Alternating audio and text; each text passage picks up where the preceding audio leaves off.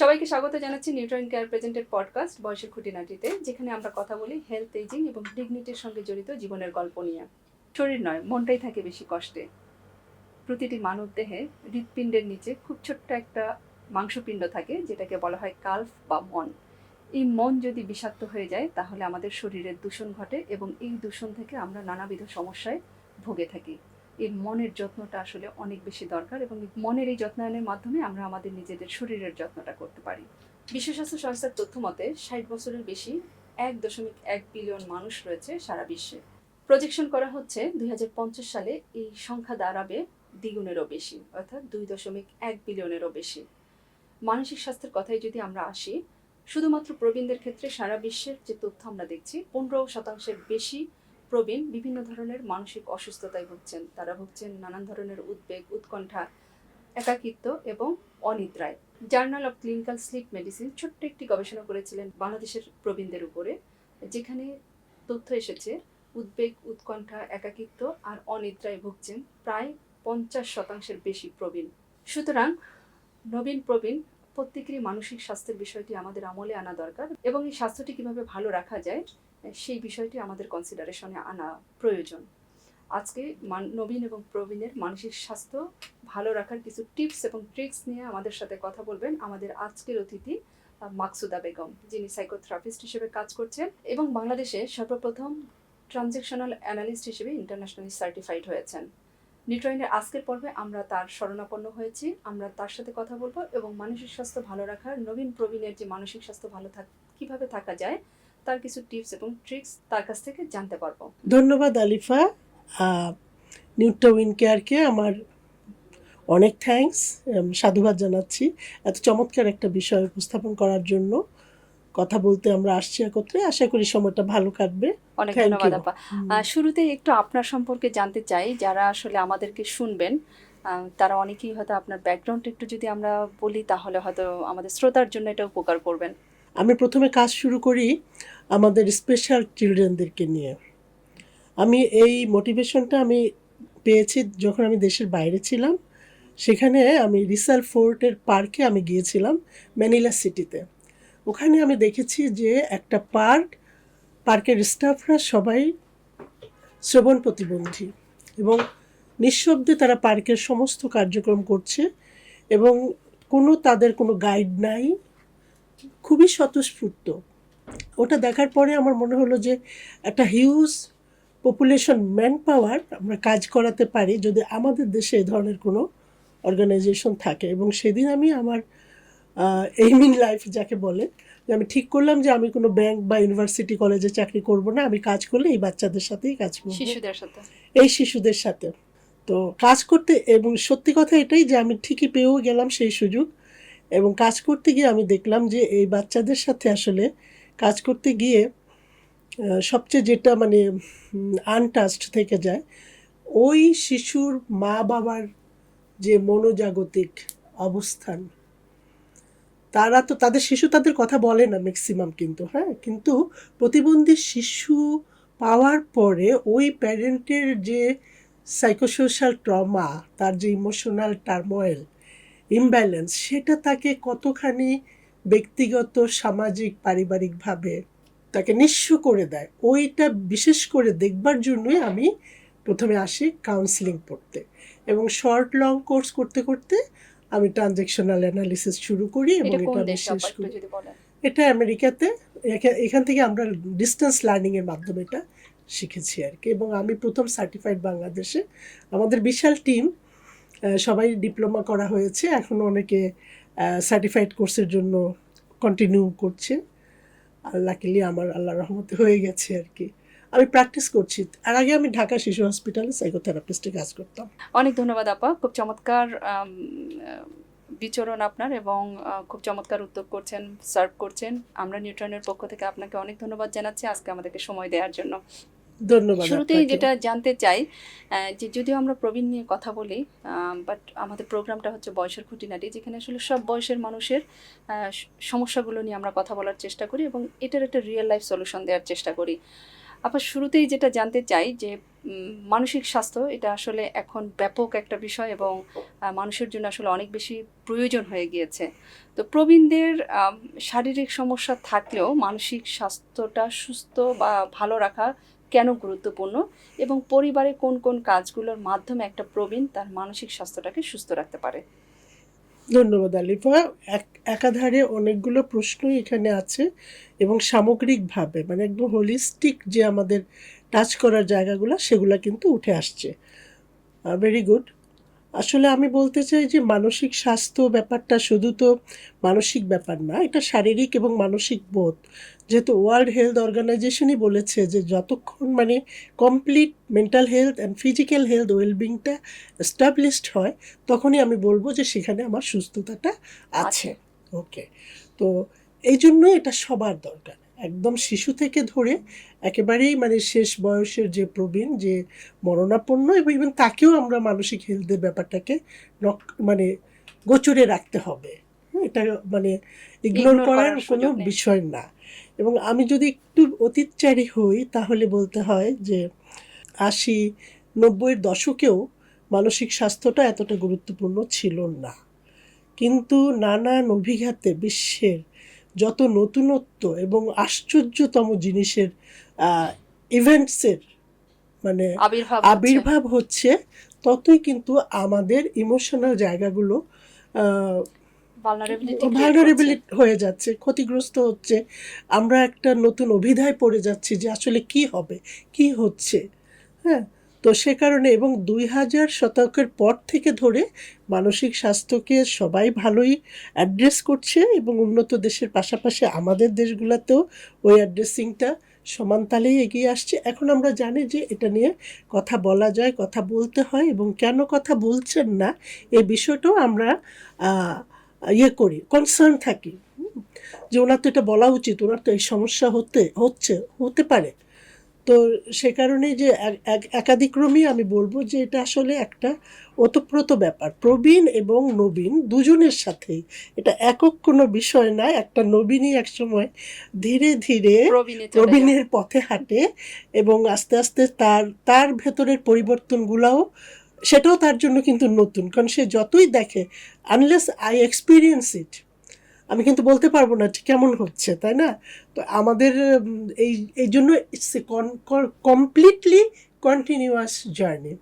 হ্যাঁ, এটা জার্নিটাকে আমি ইগনোরও করতে পারবো না, অ্যাভয়েডও করতে পারবো না।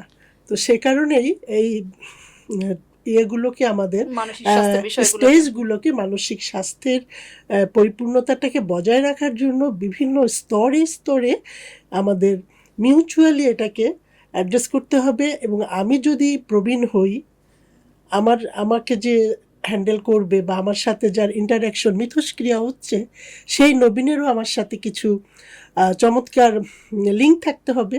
এটা একক কোনো ইস্যু নয় এবং এটা পরিবারের একারও ইস্যু নয়, এটা সমাজের এবং এটা রাষ্ট্রের দায়িত্ব, এবং একইভাবে এটা ব্যক্তিগত দায়িত্ব। সুতরাং এই জন্য আমি বললাম যে একটা হোলিস্টিক একটা এরিয়া, এটা মেন্টাল হেলথ ওয়েলবিং নিয়ে কাজ করা, কথা বলা। এক্স্যাক্টলি আপা, একদম ঠিক বলেছেন। আর আমরা যদি এখন তথ্য দেখি, আসলে কোভিডের পর এটার প্রকোপটা অনেক বেড়েছে বিশ্বজুড়ে, এবং আমাদের মতো তৃতীয় বিশ্বের দেশগুলোতে আমরা যারা আছি তাদের ক্ষেত্রেও সেম ঘটছে। একটা বিষয় খুব চমৎকার বলেছেন আপা, যে নবীন প্রবীণের একটা ইন্টারাকশন না হলে মানসিক স্বাস্থ্যটাকে আসলে নার্চার করা খুবই টাফ। সেই ক্ষেত্রে আমি জানতে চাই আপা যে আসলে মানসিক স্বাস্থ্যটাকে, যেমন আমরা যদি মিডল এজটাকে চিন্তা করি, সেখানে আসলে প্রেশারগুলো অনেক বেশি, এই নবীন, শিশু বা আদার্স যে প্রেশারগুলো আছে, প্রেশারগুলো অনেক বেশি। তো কোন জায়গা থেকে আসলে আমি প্রবীণ হওয়ার পরে হয়তো ভালনারেবিলিটিগুলো অনেক বেশি দেখা যায়, ক্রাইসিসগুলো অনেক দেখা যায়, এবং আমাদের তথ্য বলছে যে সারা বিশ্বে প্রায় 15%-এর উপরে প্রবীণ বিভিন্ন ধরনের উদ্বিগ্নতার মধ্যে আছেন, হতাশা, ডিসঅ্যাপয়েন্টমেন্ট, অ্যাংজাইটি, অনিদ্রা। তো সেই ক্ষেত্রে আসলে জার্নিটা সচেতনভাবে কখন শুরু করা দরকার? খুবই চমৎকার প্রশ্ন আলিফা। আমি বলবো এটা কারণ আমাদের একটা রেডিনেসের ব্যাপার থাকে, so that we can have preparation. আমি যদি প্রিপেয়ার না থাকি বিষয়গুলোর জন্য, তাহলে এটা আমাকে ভীষণ মানে অল অন এ সাডেন একটা সিচুয়েশনে ফেলে দিবে, যেটার কোনো রেমিডি আমার হাতে অ্যাভেলেবেল হবে না। তো তো যেহেতু এটা একটা পুরো প্রসেসটা একাধারে আমি যেমন বলেছি যে কন্টিনিউয়াস প্রসেস, এবং এটা কিন্তু ন্যাচারাল। আমি চাইলেই বা আপনি চাইলেই আমরা বয়সকে আটকেও রাখতে পারবো না, এবং সুস্থতাকেও ধরে রাখতে সরাসরি পারবো না, কারণ আমাদের চেঞ্জ তো হবে। হ্যাঁ, শারীরিক মানসিক চেঞ্জগুলো তো হতেই থাকবে নিরন্তর। তবে প্রিপারেশনের যে জায়গাটা, সেটা আমাদের শিক্ষা, সামাজিক অবস্থান, কর্ম, পেশা, এই সমস্ত কলাম দিয়ে আমরা ওটাকে, এলিমেন্টগুলো হ্যাঁ, এলিমেন্টগুলো দিয়ে আমরা এটাকে নানানভাবে দেখতে পারি এবং নিজেকে প্রিপেয়ার করে রাখতে পারি। আমি যদি সায়েন্স পড়ি, যেমন আমার লক্ষ্য থাকে যে আমি সায়েন্সেরই কোনো বিষয় নিয়ে পড়াশোনা করব, ঠিক এমনই যে আমি যখন জব করছি বা আমি যখন বিজনেস করছি, আমাদের নবীনরা যখন শুরু করে কাজ, তখন তারা কাজ শিখতে থাকে এবং এরপরে তারা একটা মেইন একটা ফুল একটা জায়গাতে এসে পৌঁছায়, যেখান থেকে তারা হ্যাঁ, তাদের মানে কানায় কানায় তারা পরিপূর্ণ হয়, ফ্যামিলি হয় বা বাচ্চা কাচ্চা থাকে, স্কুল কলেজের ইন্টারাকশনগুলো থাকে, টানাপোড়েনগুলো থাকে, ভর্তি থাকে, বিদেশে যাওয়া থাকে, সব কিছুর পরেও তাকে কিন্তু ওই জায়গাটা ভেবে রাখতে হবে যে একসময় এই ব্যস্ততা ডিক্লাইন হবে, এটা কিছুটা হলেও কমে আসবে, কারণ আমার তো টার্গেটগুলো ফুলফিল হয়ে যাচ্ছে। হ্যাঁ, আমার 3টে বাচ্চা তারা বিদেশে চলে গেছে, তারা স্বশিক্ষিত চাকরিজীবী, এখন তো আমার আর সেই স্কুল কলেজ গোয়িং হ্যাসেলটা নিতে হচ্ছে না।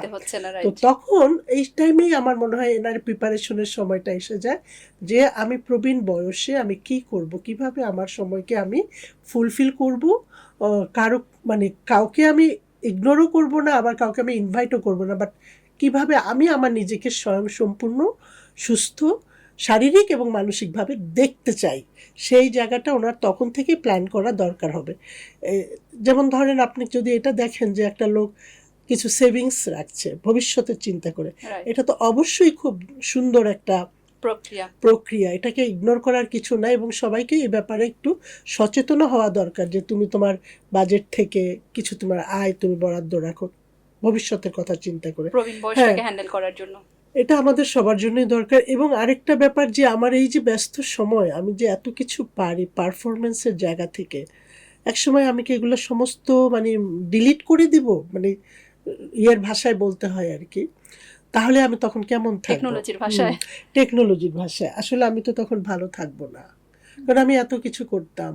আমি তখন আমার নিজেকে নিয়ে আমি নিজে তখন আমি একটা মানে গুরুত্বহীন জিনিসে আমি পরিণত হয়ে যাব। সবচেয়ে বড় যে জায়গাটা হয়ে যায়, যে একটা মানুষ যখন সে সব কিছুর কেন্দ্রবিন্দু হিসাবে নিজেকে দেখে দীর্ঘ সময়, মানে তার চাকরি, পেশা জীবন, বৈবাহিক অবস্থা, এগুলা থেকে ধরে সে 30 বছর, 30-35 বছর, যতই এই জায়গাটায় সে পৌঁছে যাক, তখন কিন্তু সে হঠাৎ করে একটা খুব এমটিনেসে ফিল করতে থাকে। তার ইমোশনাল এমন একটা অবস্থা হয় যে আমি কারো কাছে আর আমার কদর নাই। হ্যাঁ, তো এগুলা কিন্তু ম্যান টু ম্যান খুবই এগুলা মানে টাচি এবং এফেক্টিভ এক একটা ইস্যু। একজন মানুষ নিজেকে যখন ইম্পর্টেন্স পেতে দেখে, সে তখন নিজে খুব মানে সেলফ বুস্ট হয়। হ্যাঁ, তার মর্যাদা বা আত্মতৃপ্তি বেড়ে যায়, স্যাটিসফ্যাকশন বোধটা বাড়ে। কিন্তু যখনই সেটা কমে যায়, সে কিন্তু একাধার উল্টোটা হয়, হ্যাঁ, লো হয়, এবং ওই সময় আমাদের ওই মানসিক রোগগুলা ভিড় করতে থাকে, এংজাইটি, স্ট্রেস, ডিপ্রেশন, অনিদ্রা, হোয়াট নট। কারণ কি, মানে একজন কর্মযজ্ঞে ব্যস্ত লোক হঠাৎ করে সব শেষ করে ফেলেছে, এখন কি অবস্থা, মেলা শেষ বলতে হয়। এখানে এসে কিন্তু ওনার ওই ফিলিংটা তখন তাকে খুব নিঃস্ব করে দেয়, একাকিত্বে ভুগেন তিনি। হয়তো দেখা যায় যে তখন তার অভিমান বেড়ে যায়, ক্রোধ বেড়ে যায়। হ্যাঁ, উনি একসময় খুব ভালো কথা বলতেন, যখন তখন সে তার টেম্পার থ্রো করতে থাকে। এই সমস্ত বিষয়গুলো এসে কিন্তু আমাদের এই একটা সুন্দর ব্যক্তিত্বের লোককেও একসময় খুব বোরিং করে তোলে। এবং পরিবারগুলো আমরা যতই একক পরিবার হই, সিঙ্গেল পরিবার বলে, কিন্তু আমাদের তো প্যারেন্টের সাথে যোগাযোগ থাকবেই। নবীনরাও সেক্ষেত্রে কি অনেকটাই দিশেহারা হয়ে যায় না, যে আমার মা এমন কেন করছে, বা বাবা কেন এমন করছে বা এমন বলছে, হঠাৎ কি হলো ওনার। অর্থাৎ সন্তানদের তো একটা বাবা মায়ের প্রতি ডিপেন্ডেন্সি, সিদ্ধান্ত গ্রহণ বা সিদ্ধান্ত দেওয়ার ক্ষেত্রে ডিপেন্ডেন্সি থাকে, সেই জায়গাটা হয়তো সন্তানরাও অল অফ এ সাডেন এটাকে এমটি ফিল করে। সেক্ষেত্রে আপা খুব চমৎকার বলেছেন। এজ কোনটাকে আপনি প্রেফার করবেন যে people should thinking about specific in that age, যে আমরা আসলে এই বয়সটাতে আমাদের ভাবতেই হবে, আমার প্রস্তুতি, আমার প্রবীণ বয়সের প্রস্তুতিটা নিয়ে আমাকে ভাবতেই হবে? আসলে আমি তো মনে করি যে মানে যখনই সে মানে একটা কাজে জড়িত হয়ে যায়, বিজনেস অর জব, সেখান থেকেই শুরু করা ভালো, ভাবা ভালো আর কি। যদি নাও ভাবে আফটার 40 মানে 50, ইন বিটুইন 40 to 50, এটা খুব চমৎকার একটা টাইম হবে যদি সে তখন এটা নিয়ে ভাবতে শুরু করে এবং ডেলিবারেটলি সে কিছু করে এই জায়গাটা। যেমন একটা সাইড বিজনেসও কিন্তু হতে পারে, শুধু সঞ্চয় এটা আমি বলবো না। মানে আমি আমার পেশনের কাজ, আমি যেটা সরকারি জব করছি, তারপরেও আমি কি ছবি আঁকা, বই লেখা বা বাগান করা বা পাখি পোষা, এই ছোট ছোট কাজ যে আমি করতে পারি, যেটা আমাকে আনন্দ দেয়, এই কাজও কিন্তু সে করতে পারে। আর ওই যে বললাম 40 to 50-তে শুরু করলে ভালো, তাহলে হঠাৎ করে সে ওই কাজ থেকে মানে অবসর নেওয়ার পরে নিজেকে সে বেকার দেখবে না। হ্যাঁ, এটা তো ইন্টারনাল না, এটা হলো এক্সটার্নাল। ইন্টারনালি কিন্তু একটা প্যারেন্ট, বিশেষ করে বাবা, ফিল করেন যখন তার বাচ্চারা বড় হয়ে যান, মানে তারা যখন 20-25-এর দিকে চলে আসে, তখনই তো সে বুঝে যে সন্তানেরকে তার প্রতিদিন প্রতি ঘন্টায় দরকার নাই। হ্যাঁ, এবং ওরা যখন আবার তারা যে বিয়ে করে ফেলে, তাদের সংসার হয় আলাদা, ওই টাইমে সে দেখে যে পরিবারে তার কোনো মানে ইউজিবিলিটি নাই, প্রয়োজনীয়তা প্রয়োজনীয়তাটা কমে। হারিয়েছে। তো এই জিনিসগুলোও কিন্তু খুব মানে ইয়ের মতো, মানে ভিতরে ভিতরে মানুষকে খুব একা করে দেয়। সেই কারণেও সে ডিপ্রেশনে ভোগে। অর্থাৎ আপা যেটা আমরা বুঝতে পারলাম যে 40 থেকে 50 এই সময়টা আমরা যে যে কর্মেই আছি, কমপক্ষে একটা ওয়ার্ক প্ল্যান রেডি করা, আমি আমার মানসিক স্বাস্থ্যটার ব্যাপারে, আমার ফিজিক্যাল ফিটনেসটার ব্যাপারে, সো দ্যাট 60তে যে আমি কোনো কিছুতে লো ফিল না করি, আমি যেন কর্মলেস না হয়ে যাই, আমার প্রয়োজনীয়তা যেন সোসাইটিতে কমে না যায় বা পরিবারে কমে না যায়, এই ব্যাপারগুলো মোটামুটি একটা দিকলাইন সে আগে থেকেই রেডি করে রাখবে। যেমন ধরেন আমি আপনাকে বলতে চাই এই বিষয়টার সাথে যে খারাপ লাগাটা, আমরা কি বলি, কেমন আছেন, না তেমন ভালো নাই, ভালো লাগে না, এই কমন কতগুলা কথা, কিন্তু আমরা এটা ডিক করি না। ভালো লাগে না, কেন ভালো লাগে না সেটা আমি নিজেও জানি না কেন ভালো লাগে না। কিন্তু এখানে যেমন আমি একটু যদি ভিতরে ঢুকি, ভালো না লাগার কারণ হচ্ছে যে তার কর্মহীনতা, মানে সে কাজ নাই তাই সে ভালো নাই। আমাদের একটা মা ছিলেন আর কি, একটা স্পেশাল চাইল্ডের মা। বাচ্চাটা যখন ডায়াগনোসড হলো, সেই সময় থেকে ওনার যে একটা পেশন ছিল, উনি গিটার বাজাতেন। হুম, তো ওটা উনি বন্ধ করে দিলেন, এবং যখন উনি আমাদের সাথে কাজ করলেন, দীর্ঘ 25 বছর পরে উনি গিটার বাজানো শুরু করলেন। যে সত্যি তো আমার ভালো লাগার জন্য আমি কেন আমার নিজের স্ট্রেংথকে ব্যবহার করি না। কি চমৎকার না ট্রান্সফরমেশনটা! আপনি প্রতিটা মুহূর্তই এনজয় করতে পারবেন যদি আপনি নিজেকে নিজের সম্পদ হিসাবে কাজে লাগান। অনেক চমৎকার গাইডেন্স আপা। সেক্ষেত্রে আরেকটা জিনিস জানতে চাই প্রবীণদের ক্ষেত্রে, যে প্রবীণদের মানসিক স্বাস্থ্যটা দৈনন্দিন যে লাইফ লিড সে করছে, প্রতিদিনের যে জীবনযাপন করছে, কোন কোন বিষয়গুলো খেয়াল রাখলে সে নিজেই মানসিক স্বাস্থ্যটা কিছুটা ভালো রাখতে পারেন? আসলে এটা তো এক ধরনের ওয়ান ওয়ে জার্নি। আমি সেটা জার্নির কথাটা আমি বারবারই বলছি, কারণ এটা আমি নিজেও এক্সপিরিয়েন্স করছি, কারণ আমিও প্রবীণের পথে। তো যেটা হচ্ছে যে কিছু চেঞ্জ আমাকে প্রতি স্টেপেই নিতে হবে, এটা আমার সচেতন ভাবে পরিবর্তন। হ্যাঁ, আমি অ্যাওয়ারফুলি এই চেঞ্জগুলো নিব। যেমন ধরেন একসময় আমরা অফিসের মানে আমরা কর্তা ছিলাম, প্রচুর কন্ট্রোল করতে হতো সব কিছুকে, টাইম বাউন্ড ছিল, ডিসিপ্লিন মেনটেন করতে হতো। এখন কিন্তু সেটা থেকে আমাকে একটু সরে আসতে হবে। আমি যদি বাড়িতে বা আমার পরিবেশে যদি এমন কিছু স্ট্রিক্ট কোনো রিজিডিটি মেনটেন করতে চাই, তাহলে আমার বাকি সময়টা। সদস্যদের ভালো নাও লাগতে পারে, এবং ওইটা করতে গেলে আমি কিন্তু একাধারে ক্রিটিক্যালও হয়ে যাচ্ছি। হ্যাঁ, মানে যেটার কোনো ইউজ নাই। হ্যাঁ, আমার তখন করতে হবে কি, আমার প্রয়োজনের বাইরে অপ্রয়োজনীয় হাকডাক, অপ্রয়োজনীয় বিষয়ে ইনভলভ হওয়া, পরামর্শ দিতে যাওয়া, বা আমারটা ভালো হবে শুনো, এই ধরনের ইম্পোজিংগুলো থেকে নিজেকে দূরে রাখতে হবে। কারণ আমার ছেলে বা মেয়ে বা আমার রিলেটিভ বা ভাই বোন, তারা যথেষ্ট বড় হয়েছে, দে আর অ্যাডাল্ট।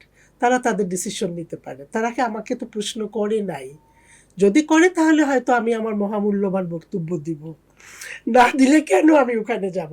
অনেক সময় হয় না যে নিজে বলতে গিয়ে বিপদে পড়া, এইটা আমরা করতে পারি। এবং কেমন প্রবীণদের খুব কমন একটা বিষয় যে হয়তো ঘটে তারা মনে যে করে যে সুযোগ পেলে ওরা একটু বলে যে উপদেশ আমি দেয়া। যা বলি ভালোর জন্যই তো বলি, হুম। কিন্তু অনেক সময় ভালোর জন্য বলতে চাওয়াও ঠিক না, কারণ এই ভালোটাও সবাই রিসিভ করতে পারে না, আনলেস অনেক সময় নিজে এই পরিবর্তনটা আমরা আমাদের আনতে পারি। যেমন ধরেন আমরা যে থিওরিগুলো পড়েছি, Eric Berne, doctor Eric Berne বলেছেন যে I am okay, you are okay, মানে এইটা হওয়া উচিত আমাদের লাইফস্টাইলের একটা কমন মোটো। আপনি আমি যাই করি, আপনি যদি আমার কাছে আপনি ওকে, আবার আমাকেও আপনার কাছে ওকে লাগতে হবে। এটা মেনটেন করতে গেলে আমি কিন্তু আপনাকে কন্ট্রোল করতে পারবো না, যে এটা করো, এটা আনো, এটা বলো, নো। আপনি যেটা বলছেন এটা আমার ওকে লাগাতে হবে, তাহলে আমার কিন্তু সেই ট্রায়ালটা দিতে হবে, প্রচেষ্টাটা আমার থাকতে হবে যে আমার ওকে লাগতে হবে। খুবই চমৎকার। যে বিষয়টা আসলে লাস্ট যে গাইডেন্সটা আপনার খুব ভালো লেগেছে, এটা হয়তো আমরা প্যারেন্টসরা যারা এখন, যেমন শিশুরাও অনেক ক্রাইসিসে ভুগছেন, বিশেষত তাদের অ্যাডমিশন পিরিয়ডটাতে, এই যে প্যারেন্টসদের সাথে একটা মিসআন্ডারস্ট্যান্ডিং, কথা না শোনা, কমন সমস্যা প্যারেন্টসদের। সে তো কথা শোনে না, সে তো ঘরে থাকে, তার মানে সেম রুলসটা আমরা ওখানেও অ্যাপ্লাই করতে পারি।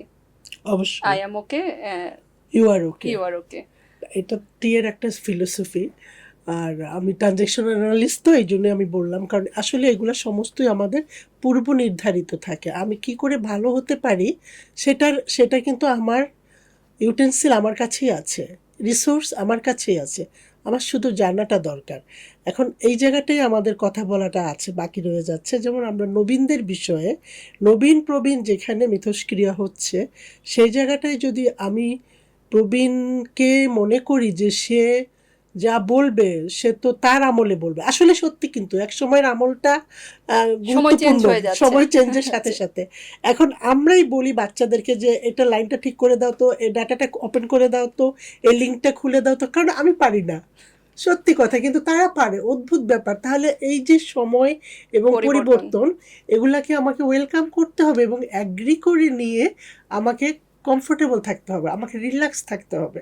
কোনো রিজিডিটি না, রিজিডিটি না, কোনো কন্ট্রোলিং না, ভেঙে ফেলবি, নষ্ট করে ফেলবি, এই ধরনের কোনো শাসন নয়। অ্যাকচুয়ালি এটা দেখতে হবে এইভাবেই যে ঠিক আছে, সো ওকে। আমাদের মধ্যে আসলে না শব্দটার প্রয়োগ হয়তো আমরা সবচেয়ে বেশি করি, অথচ ব্রেন এটা একেবারেই রিসিভ করতে পারে না, একেবারেই রিসিভ করতে পারে না, না। যেটা মানে আমিও অনেক প্যারেন্টকে বলি যে আপনি না বলবেন না, বলে কিভাবে, তাহলে হ্যাঁ বলবো, বলে গল্প করেন আগে, তাকে তার ইনসাইটকে ডেভেলপ করেন, সে যেন দেখে বুঝতে পারে যে এইটা না হলে ঠিক হবে না, অর্থাৎ একটা প্রপার গাইডলাইন গুলো দেয়া, choice will be from their perspective. Right. Thank you আপা, খুবই চমৎকার গাইডেন্স। যে আমরা যারা আসলে সবসময় না সচেতন বা অবচেতন মনে বলে ফেলি যে নাটাকে আমরা পরিহার করব আমাদের শব্দ চয়ন থেকে। অনেক ধন্যবাদ। পরবর্তী যে প্রশ্নটা আপনাকে করতে চাই আপা, যে আপনি যেহেতু প্রতিনিয়ত বিভিন্ন ধরনের কেস হ্যান্ডেল করছেন, কাউন্সিলিং করছেন, অ্যাজ এ সাইকোথেরাপিস্ট হিসেবে কাজ করছেন, নানান ধরনের পেশেন্ট আপনি ডিল করছেন, সেক্ষেত্রে কোন জায়গাটা প্রবীণদের ক্ষেত্রে কোনটা বেশি পাচ্ছেন? উদ্বিগ্ন, দুশ্চিন্তা, যে কোনো বিষয় নিয়ে হয়তো ইরিটেট হয়ে যাওয়া, অনিদ্রা, এই জায়গাগুলোর মধ্যে কোন জায়গাটা আপনারা বেশি পাচ্ছেন? এখন যদি আমি একটু গোড়ায় গিয়ে কথাটা বলি, আমাদের যে এই যে বর্তমান বিশ্বের যে এই যে টাইমটা, এটা কিন্তু খুবই সিগনিফিক্যান্ট একটা টাইম আমার হিসাবে আর কি। কারণ একই সাথে আমরা পেয়েছি আমাদের শৈশবের সেই মানে সমস্ত ঘরোয়া ন্যাচারাল বিষয়গুলা, তারপরে আবার সমস্ত ইলেকট্রনিক টেকনিক্যাল সমস্ত কিছু টেকনোলজি, আকাশ মানে কি বলবো এটাকে, হ্যাঁ উন্মুক্ত, ওয়েবসাইট, ইন্টারনেট, অন্তর্জাল, এগুলা মানে বিষম কলেবরে আমাদেরকে, কিন্তু আমরা we are very much blessed actually. হ্যাঁ, আপনি এখন একটা ভালো জিনিস খুঁজতে চাচ্ছেন, এটা আপনি ইন্টারনেটে দেন 1 মিনিটের মধ্যে, 1 সেকেন্ডে চলে আসবে। তো তারপরেও যেটা হচ্ছে যে আপনার যে ইমোশনাল টাচের যে জায়গাটা, ওইটা কিন্তু আগের মতনই আছে, ওটা একেবারেই জেনুইন অরিজিনালিটি ডিমান্ড করছে, এটা আপনি কোনো রকমেরই কোনো ভাও ভনিতা দিয়ে এটাকে আপনি ম্যানেজ করতে পারবেন মানে না। টেকনোলজিক্যাল কোনো ইফেক্ট না, দিয়ে আমার এটা ইমোশনাল হবে না। অ্যাটাচমেন্টটাকে No, no, আমি no. করতে আপনার চেঞ্জ টাচও করতে বলে পারছি না। দিবে যে আপনার এই টাচটা কতটা জেনুইন। হ্যাঁ, আমি একটু আগে একজনকে বললাম যে আমার এই সমস্ত লার্নিং এর ভিতর থেকে একটা সিঙ্গেল ওয়ার্ড যদি আমি শিখে থাকি সেটা হচ্ছে অনেস্টি অ্যান্ড জেনুইনিটি। কারণ আপনার টাচ বলে দিবে যে আপনি কতটা সেখানে আপনি ফিল করছেন। আপনার প্যারেন্টকে যদি আপনি এটুকু শুধু বলেন যে তুমি কেমন আছো, দ্যাট কুড বি ভেরি মানে হাই বুস্টিং। Stroke boosting. কেন?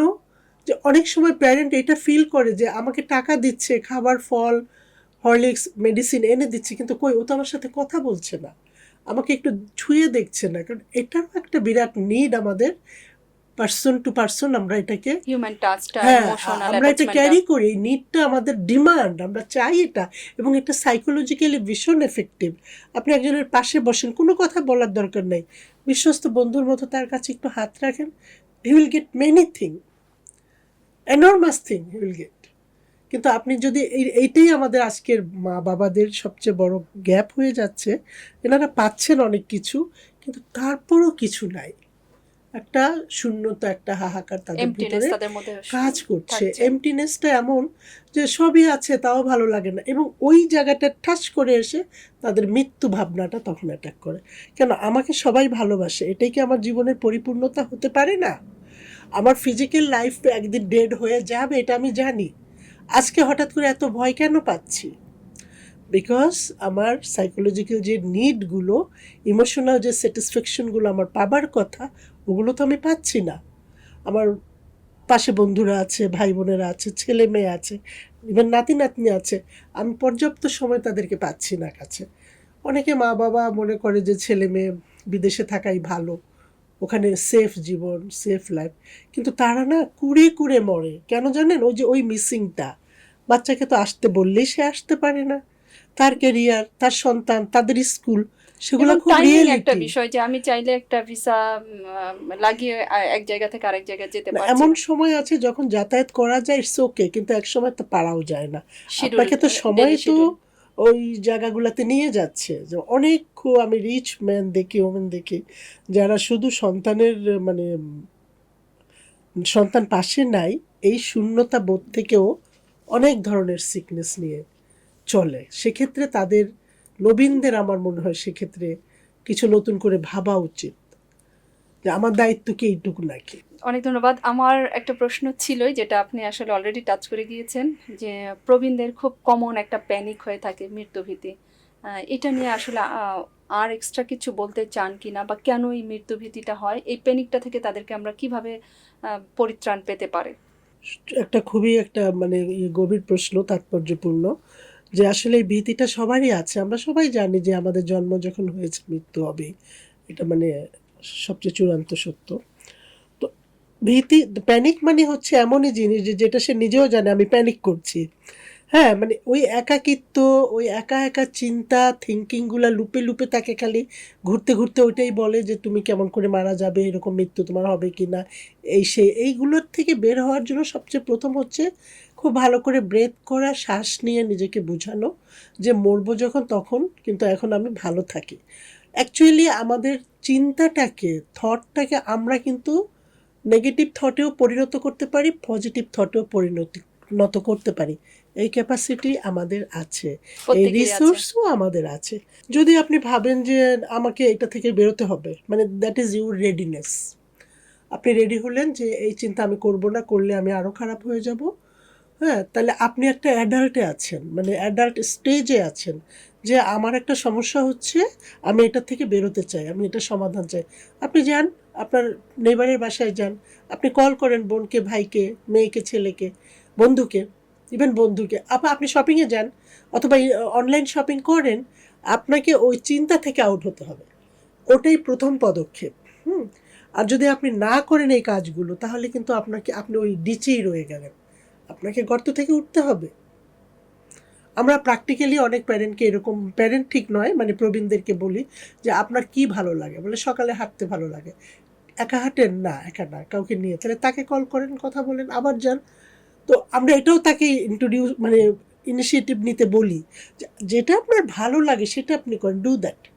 ওটাই আপনার জন্য আরামদায়ক সমাধান, প্যানিক থাকবে না তখন। যেটা জানতে চাই যে প্রবীণদের খুব কমন একটা সমস্যা থাকে মুড সুইং বা হঠাৎ রেগে যাচ্ছে। এই মুড সুইং বা হঠাৎ রেগে যাওয়াটা আসলে কেন ঘটে এবং এটা থেকে কিভাবে সে নিজেকে মুক্ত রাখতে পারে? দীর্ঘ সময় যদি কেউ চুপ করে থাকে বা কথা না বলে, সব কিছুকে ইগনোর করে এবং শাউট করে বা খুবই মিউট হয়ে যায়, সেই জিনিসগুলোকে আমরা ধরে নেই মুড সুইং। আমি মানে ডেফিনেশনটা একটু হ্যাঁ বলে দিন। এতে না গেলাম সরাসরি। তো এটা কিন্তু যারা তার কেয়ার গিভার, পরিবারের সদস্য, কাছের, তারাই যদি খেয়াল করে তাহলে তারা এটা নোট করতে পারে, নক করতে পারে এখানে কি করণীয়। ওই তো যেমন কোথাও নিয়ে গেল বেড়াতে, অথবা বললো যে ডাক্তারের কাছে যাই, ঘুরে আসি, দেখি তোমার কি অবস্থা, তুমি কেমন আছো, ভালো কিনা। তারপর যেটা হয় যে রক্তশূন্যতা, থাইরয়েডের কিছু সমস্যা, হরমোনের কিছু প্রবলেম, এগুলা কিন্তু থাকে। এগুলার জন্য মেডিকেল এসব চেক আপ, কারণেও মুড হ্যাঁ সুইং হতে হতে পারে, পারে। হতে পারে, হ্যাঁ অনেক কিছুই আছে।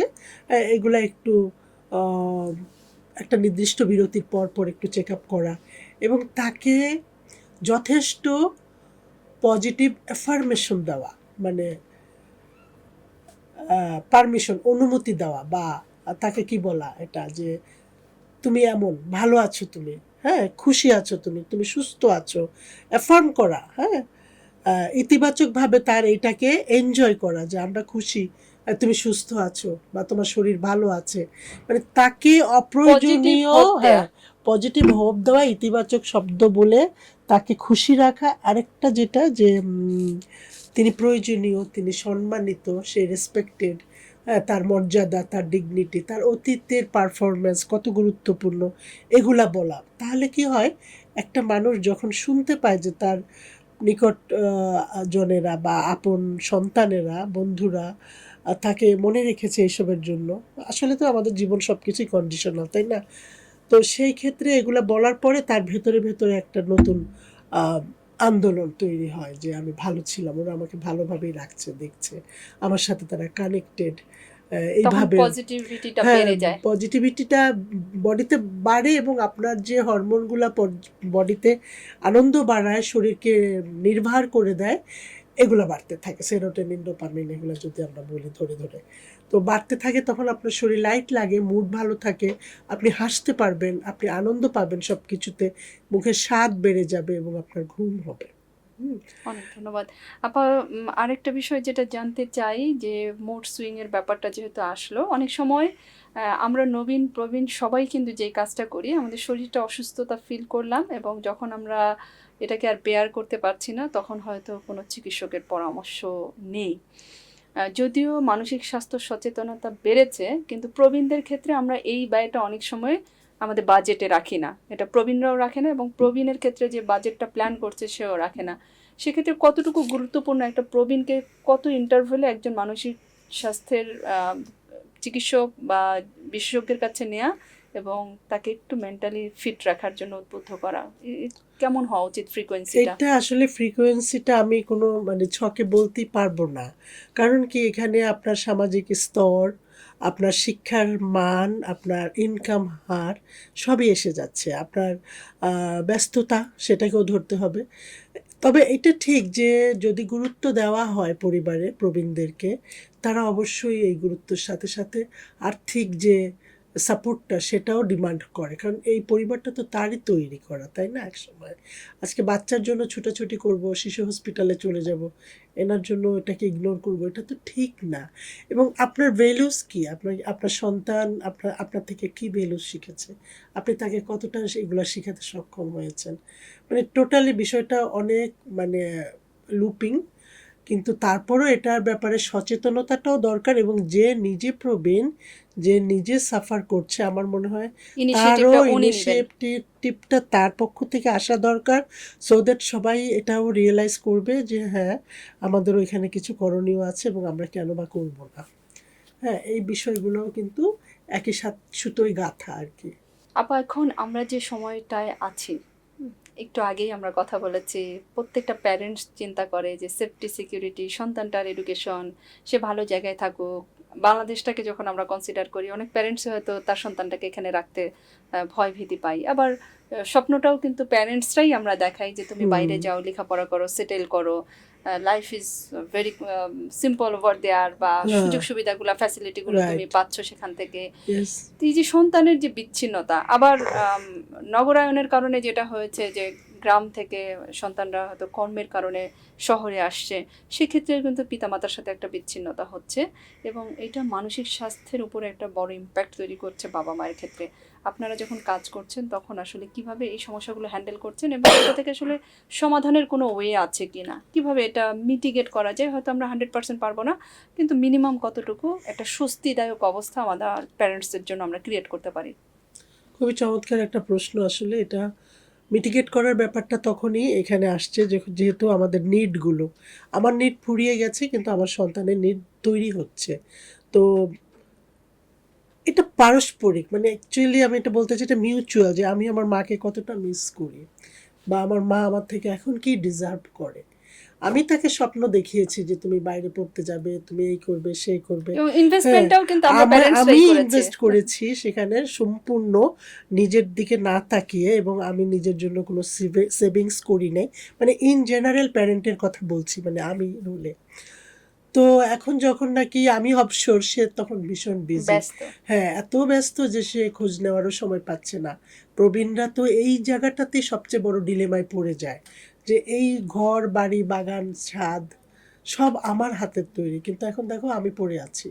তো এই জায়গাটা যদি আমরা নবীনদেরকে আমি বলতে চাই, তারা যদি এই জায়গাটাকে একটুখানি অন্তর্দৃষ্টি দিয়ে দেখে যে একসময় আমারও এরকম একটা দিন চলে আসবে, তো আমার যেটা এখন দায়িত্ব আমি সেটা করতে পারি, বা আমি যেটা ফিল করি। যেমন আমি একটু আগে কাকে বললাম যে আপনি ভালো কেন এত পরিশ্রম করছেন, আপনার শরীরের জন্যই তো, তাই না? আপনার শরীর ভালো থাকবে তবেই না আপনার পরিশ্রমটা কাজে লাগবে। তো এই ভালো থাকতে গেলে আমার এখন কতটুকু আমার প্রবীণকে দেয়া উচিত, আমি যেন ভালো থাকতে পারি। কারণ এটাও কিন্তু হয় একসময় নবীনরা বলে যে আমি ব্যস্ততার জন্য আমার মা বাবাকে আমি দেখি নাই, মৃত্যুসজ্জায় ছিল, হসপিটালে ছিল, আমি হ্যাঁ, তারা প্রচণ্ড রকমের রিগ্রেট ফিল করে, এবং এই ধরনের ফিলিং কিন্তু মানুষকে সহজে ছাড়ে না, সেটা থেকে মুক্তি পায় না, কারণ হয়তো প্যারেন্টটা নাই, চলে গেছে। তো এই জায়গাগুলাকে আমরা বলি যে আবার একটু লুকথ্রো করে পিছনে যে মানে নিজে পিছন দিকে একটু ঘুরে দেখা দরকার, যে আসলে আমি যেন না অপরাধী হই নিজের কাছে। দেখতে হবে, আমার ভাবতে হবে যে আমি কি করলে এখন, ওই যে বললাম না যে কেমন আছো এই কথাটুকু জিজ্ঞাসা করাও একটা বিরাট ব্যাপার। হ্যাঁ, এখন আমরা হয়তো ভিডিও কলে দেখতে পাচ্ছি, সেটা একটা বিরাট রিলিফ, কিন্তু এই মুহূর্তে তো সে আসতে পারছে না, মানে কোনো প্রয়োজন হলে এসে সাপোর্ট দিতে আবার পারছে। আমাদের প্রত্যেক নবীনেরই এটা চিন্তা করা উচিত যে হয়তো জীবনের কয়েকটা বছর তাকে প্রবীণ প্যারেন্টের জন্য দিতে হতে পারে। এই রেডিনেসটা তার থাকাই ভালো, কারণ তারপরেও তো তার অগাধ বিশাল সময় তার সামনে থাকে। কারণ আমাদের দেশে তো আবার ওই যে ওইটা যে আমরা ভাবছি এখন ওল্ড এজ হোম, মানে বয়স্ক মানে কি বলে এটাকে, বৃদ্ধাশ্রম, হ্যাঁ সেটা তো আমাদের সমস্ত আইডিওলজির বাইরে, তাই না? প্যারেন্টকে এটাই আশা করেন নাকি? কেউ বলতে পারবে বুকে হাত দিয়ে যে তার প্যারেন্টকে নিয়ে প্যারেন্ট এটাই আশা করে বা এটারই সে যোগ্য? ওল্ড হোমটা আশা হ্যাঁ করে কি? খুবই প্যাথেটিক, এবং হয়তো সময়ের প্রয়োজনে বাংলাদেশের কালচার এটা ঢুকে গেছে, কিন্তু এটা কতটুকু প্যারেন্টসদের জন্য উপকার হচ্ছে এটা আসলে একটু বিতর্কিত বিষয়। বিতর্কিত বা রিলিজিয়াস লাইনে যদি আমরা ওটা চিন্তা করি, যারা করে তারা ভাবতে পারে। আর তারপরেও তো এটা মানে নেচারের বাইরে একটা থট। ঠিক আছে, ম্যানেজমেন্ট তো হতেই হবে, যেমন একজন যদি খুব কঠিন ডিজিজে থাকে তাকে হসপিটালে 6 মাস বছর থাকা লাগতে পারে এরকম, কিন্তু ওই যে একটা ওল্ড হোমে দিয়ে আসলাম মানে তাকে সবকিছু থেকে উচ্ছেদ করে ওখানে ফেলে আসা, মানে এটার মতো আমার কাছে তো নির্মম কিছু লাগে না ভাবলেই। আবার অনেকে বলে যে এটাও খুব ভালো, আরামে আছি, নিশ্চিন্তে আছি, ম্যান টু ম্যান ভেরি করে। সেই আমরা অবশ্যই সকল সন্তানের কাছে সেটা আবেদন রাখবো যে মিনিমাম সক্ষমতা থাকলে প্যারেন্টস যেন তার ঘরটাতেই থাকে, যেটা উনি অনেক কষ্ট করে সারা জীবন লালন করেছেন সেখানেই যেন থাকে। আপা, খুব সেন্সিটিভ একটা জায়গা, কিন্তু ছোট্ট কিছু টিপস চাই। যে অনেক সময় রান্নাঘরটা একটা কেওয়াস সৃষ্টির জায়গা হয় নবীন প্রবীণ মিলে, তো সেই জায়গাটা আসলে আমি চাচ্ছি একটা গাইডেন্স বা টিপস, যে ওই জায়গাটা কিভাবে মিটিগেট করা যায় পারিবারিক দ্বন্দ্বগুলো মিট আপ করার জন্য। ওই যে আমি বলছি না, I am okay, you are okay. মানে আজকে আমার মানে যেমন ধরো নবীন যদি রাখতে চায় বা রান্নাঘর ম্যানেজ করতে চায়, তাহলে তাকে অ্যালাউ করা সবচেয়ে ভালো করো। আবার যেদিন সে হয়তো পারছে না, সেদিন হয়তো প্রবীণ দায়িত্ব নিল, সেটাও ভালো। মানে এই দুটো জায়গায় খুব মিউচুয়ালি, মানে রেসপেক্টের সাথে এবং কেয়ারের সাথে, মর্যাদার সাথে কিন্তু এটা হ্যান্ডেল করা যায়। মানে এখানে যদি ওই চিরাচরিত আম, ইয়েগুলাতে না নিয়ে আসা হয়, কনফ্লিক্টগুলা ইনভাইট না করা হয়, পারা যায় এটা। আমি মনে করি যে আমাদের, যেমন আমি ওটাই বলবো, অ্যাড্রেস করতে চাই এই মানে মধ্যবর্তী যে লোক জনসংখ্যা, তাদেরকে, যারা মধ্যবিত্ত, যাদের আয় কম বা মিনিমাম, উচ্চবিত্ত নয় আবার নিম্নবিত্ত একেবারে নয়, তাদের যে সেন্টিমেন্ট, সেখান থেকে যদি তারা চিন্তা করে যে আমরাও কিন্তু 2-3 দশকের মধ্যে ওই প্রবীণের চেয়ারে বসতে যাচ্ছি, আমি আমার সন্তানের থেকে কি কি আশা করি। ইমোশনালি বলা যায় যে আমি কিছু আশা করি না, কিন্তু একসময় আশা না প্রত্যাশাটা করলেও এসে যায়। না, একটা হচ্ছে আশা আর একটা হচ্ছে ডিমান্ড, চাহিদা। আমি এখন উঠতেই পারছি না, একজন প্রবীণের কথা বলছি, তাকে তো উঠে ধরাতে হবে বাড়িরই আর একজন নবীনকে, তাই না? তো এই জিনিসটাই তো আসলে একটু প্র্যাকটিসে রাখা দরকার। প্রত্যেকেই তার প্যারেন্টকে বা প্রবীণকে, পরিবারের প্রবীণ জনসংখ্যাকে যদি প্রত্যেক নবীন একটু কেয়ারে রাখে, মানে নিজের টাচে রাখে, তাদের সাথে থাকার সময়টাকে, মানে জেনুইনলি যে আমি তাকে একটু সময় দিচ্ছি, মানে এটা একটা তোমার, আপনার একটা রুটিন জবের মতনই যদি থাকে কিছুদিন, রাখেও কিছুদিন, তাহলেও কিন্তু সে কিছু পায়, অর্থাৎ সে বঞ্চিত হলো না, বঞ্চিত হলো না। মানসিক স্বাস্থ্যটা তার কিছুটা বেটার হ্যাঁ, থাকবে। যে আমার পাশে আছে। হ্যাঁ, হ্যাঁ, সবশেষ 2-3টা টিপস চাবো। একজন প্রবীণ যদি তার মানসিক চাপ কমাতে চান, তার লাস্ট টাইমটাকে আত্মমর্যাদার সাথে থাকতে চান, সেক্ষেত্রে তার নিজের থেকে কোন 2-3টা উদ্যোগ নিয়ে তাকে ভালো রাখা দরকার, তার এন্ডিং লাইনটা আত্মমর্যাদার সাথে হওয়া দরকার। এখানে অ্যাকসেপ্টেন্সের কথাটা আমি বলবোই, কারণ কি, অনেক নতুন জিনিস আছে যে প্রবীণরা নিতে চায় না, মানে তারা বলে কই আমরা তো এরকম পাইনি। কিন্তু এটা যদি তারা একসেপ্ট করে ফেলে যে এটা সময়ের আবিষ্কার, যুগের চাহিদা, এটা হতেই হবে, এটা হবে, হয়, তাহলে এই অ্যাকসেপ্টেন্সই কিন্তু তাকে অনেক আরাম দেয়। কতগুলো জিনিসই আমরা নিজেদের রিজিডিটিটাকে ইগনোর করলে, যে হোয়াট নট, মানে আমি যদি এটা করি তাহলে সমস্যাটা কি।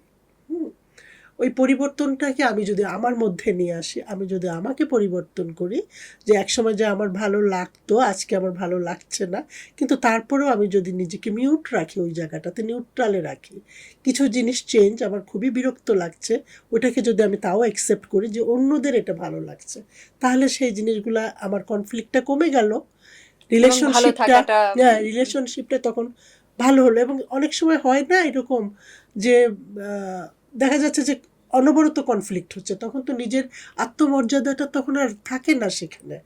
আর আত্মমর্যাদা রাখতে গেলে আসলে নিজেকেই সবচেয়ে প্রথমে ইনিশিয়েটিভ নিতে হবে, যে আমার সম্মান বোধ আমি রাখবো।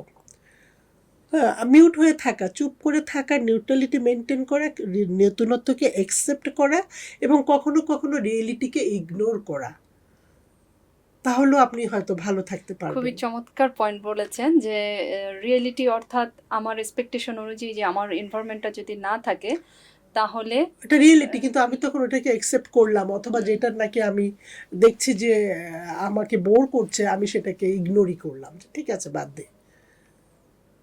অনেক ধন্যবাদ আপা আজকে আমাদের সাথে থাকার জন্য। আমরা আশা করছি আমাদের দর্শক যারা শুনছেন তারা খুবই উপকৃত হবেন। বিশেষত ঘরে যদি প্রবীণ থাকে, নবীন প্রবীণের যে মানসিক স্বাস্থ্য ভালো রাখা এবং তাদের মধ্যে একটা মিউচুয়াল আন্ডারস্ট্যান্ডিং, এটা যাতে আমরা তৈরি করতে পারি, এই ব্রিজিংটা যাতে সুন্দরভাবে হয়, তাহলেই হয়তো একজন নবীন একজন প্রবীণকে আত্মমর্যাদার সাথে, সম্মানের সাথে তার এন্ডিং লাইনটাকে আমরা ইন্ড করে দিতে পারবো। সবাই ভালো থাকবেন, সুস্থ থাকবেন, নিউট্রয়েন্ট কেয়ারের সাথে থাকবেন। সবশেষ যদি কিছু বলতে চান আমাদের দর্শকদের উদ্দেশ্যে। ওই তো যেটা বললাম, নবীনরাই একদিন প্রবীণ হবে, নবীনদের হাত ধরেই প্রবীণের যাত্রা বিদায় শুভ হবে। হোক, আনন্দের হোক। সবাই ভালো থাকবেন, সুস্থ থাকবেন, নিউট্রয়েন্ট কেয়ারের সাথেই থাকবেন। আমি আলিফ আফরোজ আজকের মতো এখানেই বিদায় নিচ্ছি। পরবর্তী পর্বে নতুন কোনো সমস্যা, নতুন কোনো অতিথি নিয়ে আমরা আবার আসবো আপনাদের সামনে। সে পর্যন্ত সবাই ভালো থাকবেন, ধন্যবাদ।